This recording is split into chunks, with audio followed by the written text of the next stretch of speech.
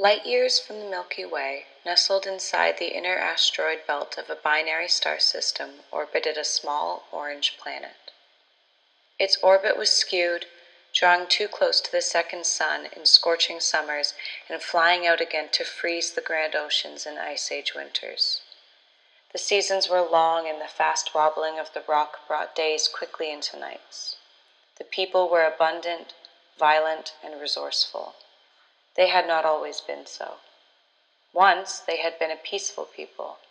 They farmed and raised animals alongside their children, until the day the planet collided with an asteroid. At first, as the dust began to choke out the sun, the people drew together. They built larger homes, constructed breathing masks for the elderly, and brought children into deep caves threaded with clear streams. 6 months after the disaster, a tyrant from the third province on the eastern continent killed her brother.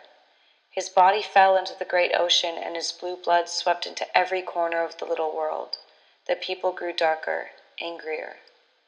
They turned on each other, lighting torches and marching in great waves.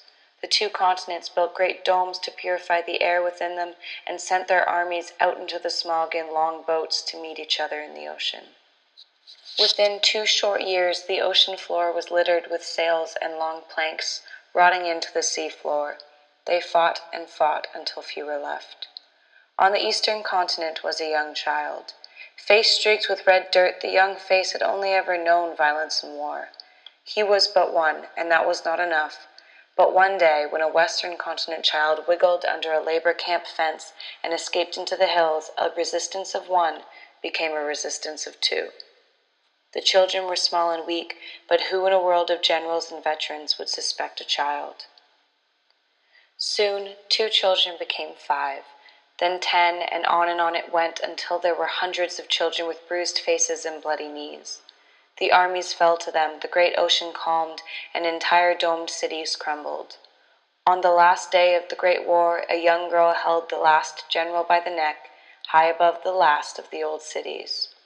In one swift motion, she cut through his throat, and as the rivers ran with blood, there was peace.